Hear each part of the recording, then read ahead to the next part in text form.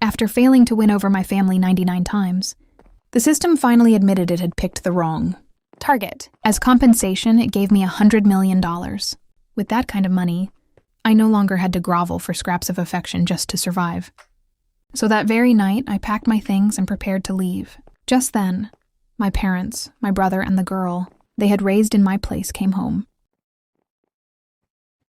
Really, Claire? We forgot you at a rest stop over New Year's and now you're throwing a fit and running away? I ignored him. I simply held out the papers to my parents. Sign them. You're cutting ties with us over something this small? Ethan's voice hit a jagged roar. My mother looked stunned too, but she still forced a patient smile as she reached for my hand.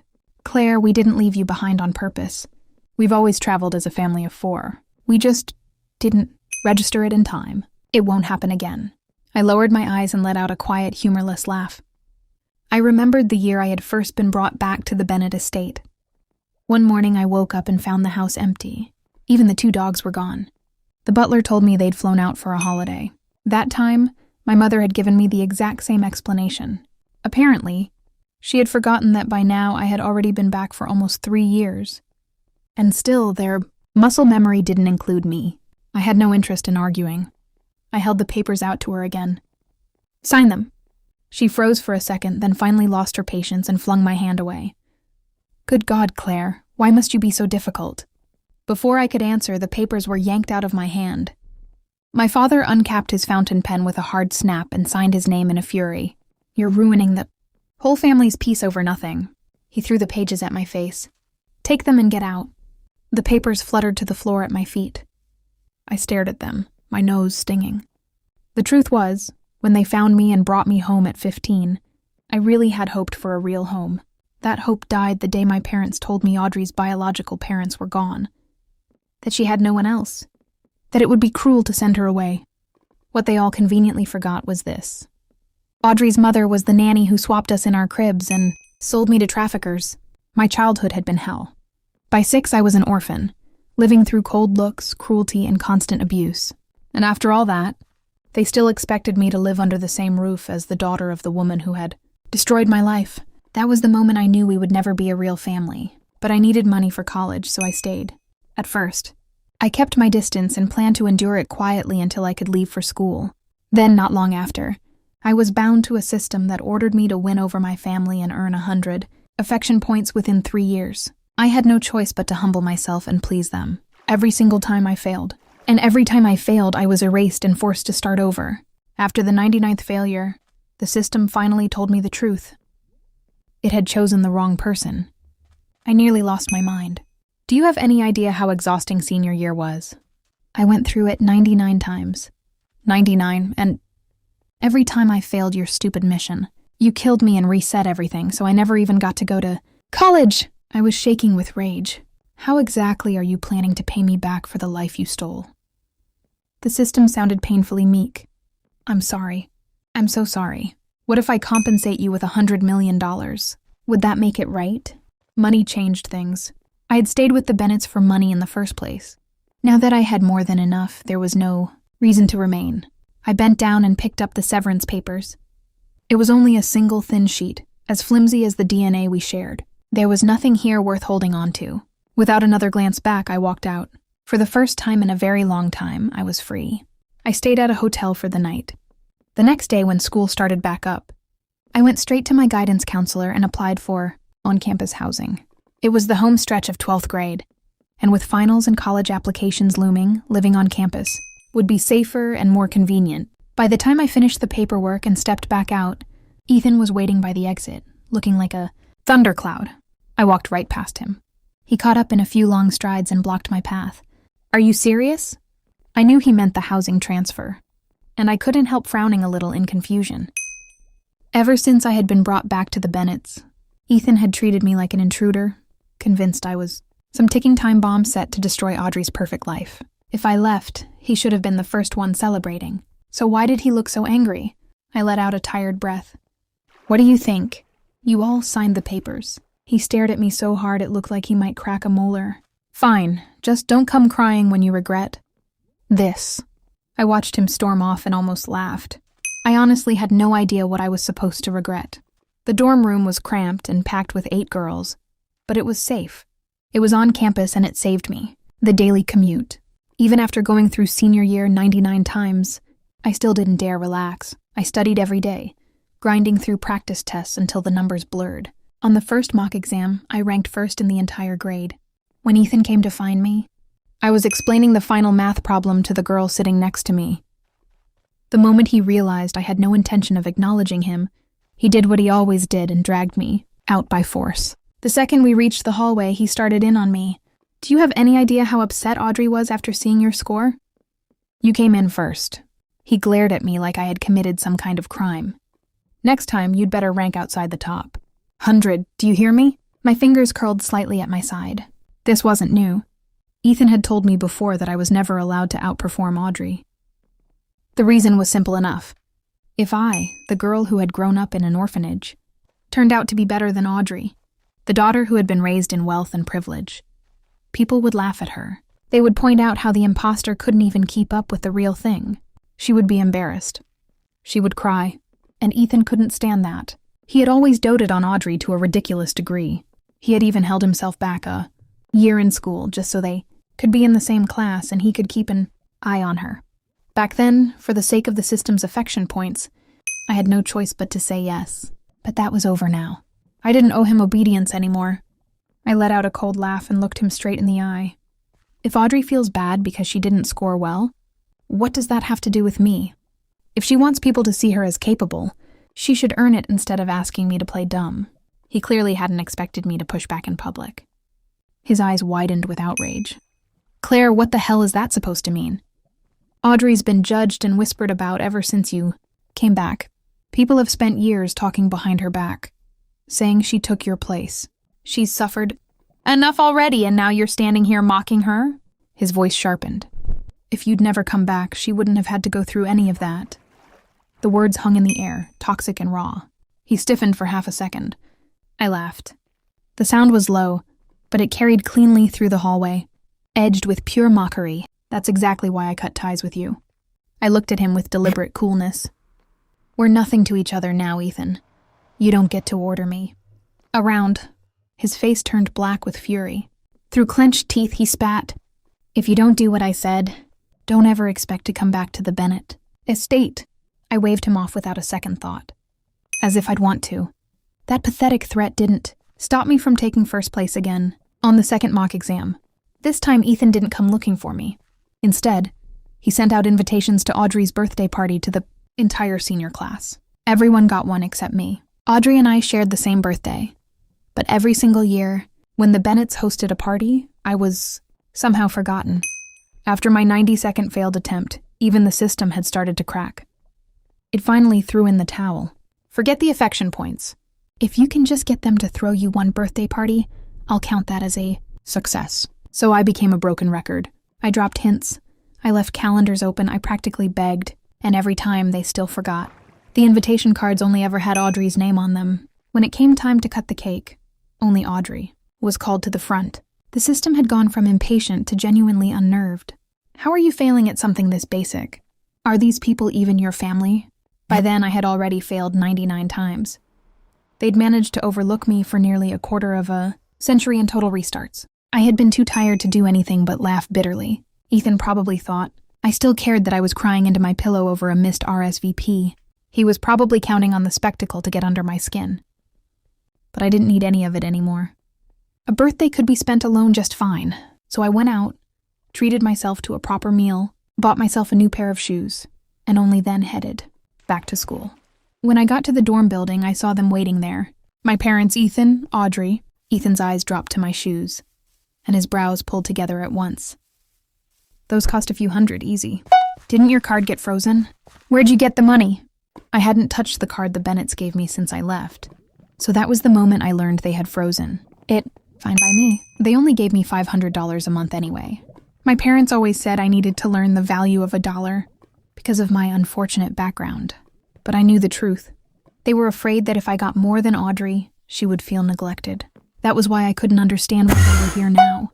If Audrey's feelings were the only ones that had ever mattered to them, then why had they bothered showing up at all?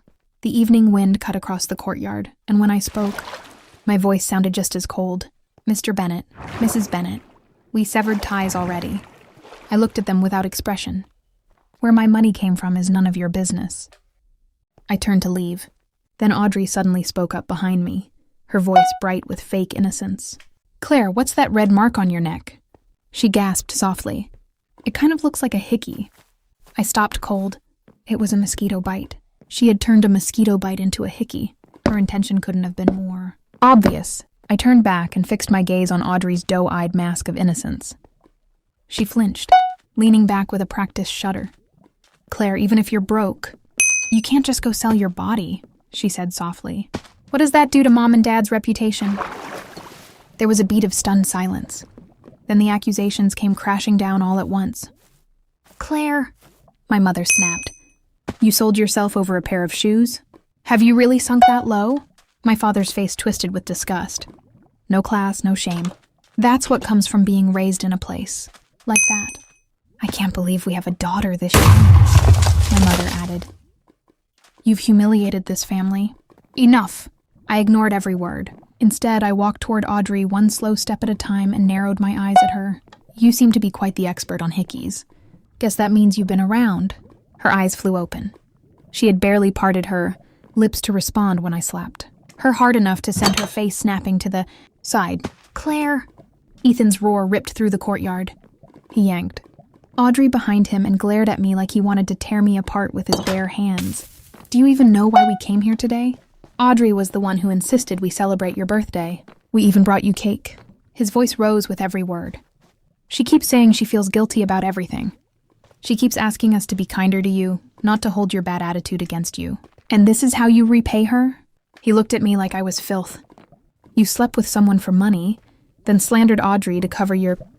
How can you be so damn malicious? Audrey held her cheek and bit her lip, tears spilling down in trembling streams. Ethan, it's okay. Don't blame. Claire, Her voice cut off. The next second, she collapsed. Ethan caught her at once. My parents rushed over in a panic, and the three of them fussed around her before hurrying off together. In all the chaos, they left a paper bag behind on the ground, the one Ethan had been carrying. I walked over and opened it.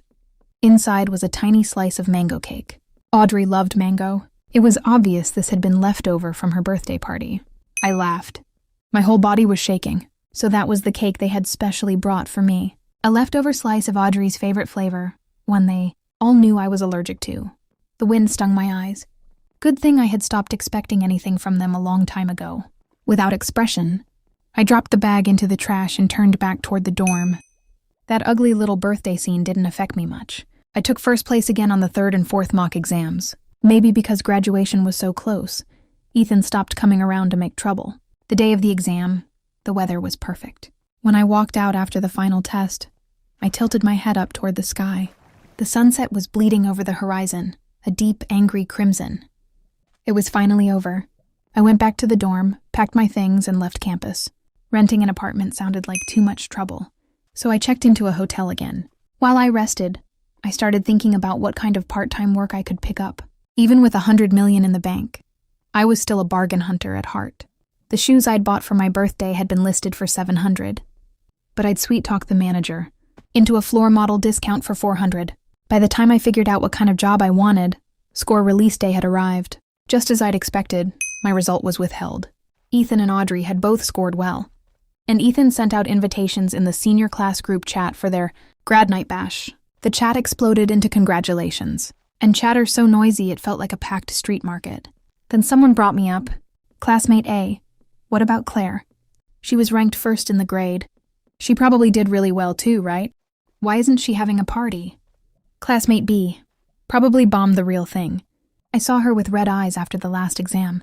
She must have messed up and cried. Classmate C. Does nobody think it's weird? Claire used to rank outside the top 100, then suddenly jumped to first on the mock exams. What if she cheated? Classmate D. That's what I said. No way someone from a background like hers was beating Audrey and Ethan on merit. So it was cheating after all. Classmate E. Seriously. And what good did it do? The real exam exposed her anyway. Classmate F. People from places like that are always scheming. No wonder the Bennetts kicked her out.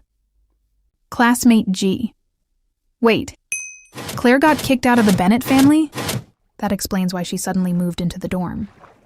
Classmate H. Serves her right. Trash is trash. It doesn't turn into royalty just because you dress it up.